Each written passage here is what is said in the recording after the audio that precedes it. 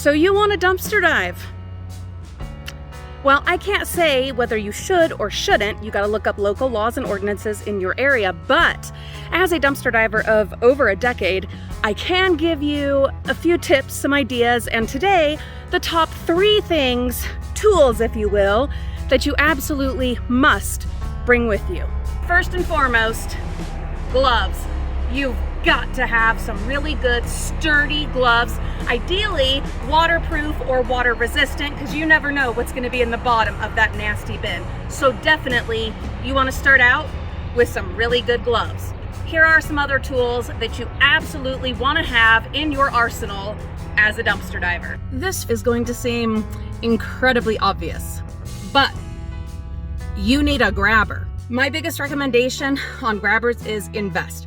Don't go for the cheapest thing that you can find, the first thing that you can find. Look at the reviews, do your research, because I've invested in so many crappy grabbers. Oh my goodness, that sounds really weird. Crappy grabbers. But I have bought so many grabbers, and I wish I would have taken the time to do some research, read the reviews, and if at all possible, guys, go ahead and try them out. If there's somewhere you can go, like a medical supply store or something like that. Sorry, it's really cold and my lips are numb. Try them out, if at all possible, before you buy. But if not, if you're just ordering it online, read the reviews. But a grabber, oh, it will make such a big difference. It'll be so helpful in reaching stuff without having to climb in. You gotta have a grabber. It's almost as important as just wearing gloves. Another tool you're absolutely going to want to have, especially if you are not one that can or will be hopping in and out of the bins like a gazelle, is a rake. Everyone asks about mine. I call this one Goldie. Well, this is like Goldie number 3, I think. And it's got 4 tines. You'll find some like this with 3 tines, 4 tines. I'm not talking about a big garden rake. I mean, if that's all you have, great start. But I go with these like 3 or 4 tine rakes, and I just find them at my local Walmart in the garden center during garden center time. I don't know if they still have them right now, but it's possible you might find them. They average about 20 bucks.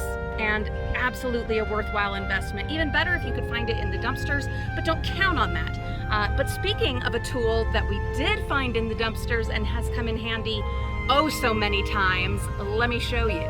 This net, we found it in a public school dumpster. It was just an illegal dump, and it's just a fishing net.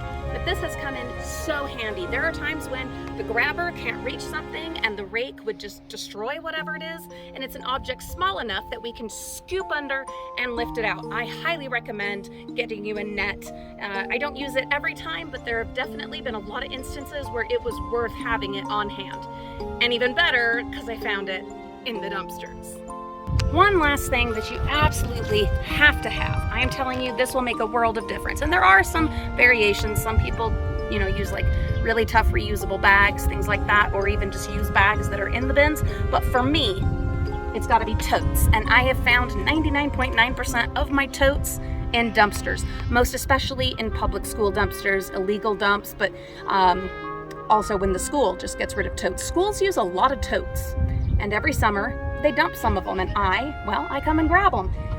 Totes come in so handy. You don't want to get the stuff all over your car, unless it's my car, well, which is a disaster anyway, but you don't want it all over your car, I'm sure. And also, when you're gathering stuff out of the bins, that can be a real pain. But if you've got a tote that you can bring in with you, pile the stuff in, or even have it sitting outside of the dumpster and tossing stuff in, it will make a world of difference. And also, it'll keep it all together there inside your car, making it easier to gather it all up when you get home, and then to just carry it to wherever you're sorting everything. Definitely a must-have. Like I said, I cannot tell you if you should or shouldn't dumpster dive or attempt to dumpster dive. Be sure to check local laws and ordinances. Do your due diligence to make sure you don't get busted. Avoid locked dumpsters and private property signs and no trespassing signs. Avoid those. But if you're gonna dumpster dive, definitely have those tools with you. It will make a world of difference as you endeavor to get out there and save and salvage. But please do remember, there are many ways to save and salvage. There are many ways to live a frugal life. You do not have to dumpster dive in order to be part of making the world, the environment better. You can contribute to the cause right there at home. and in your shopping habits and your throwing away habits and stuff like that. And we'll talk more about that in another video. Have a wonderful day. We'll see you real soon.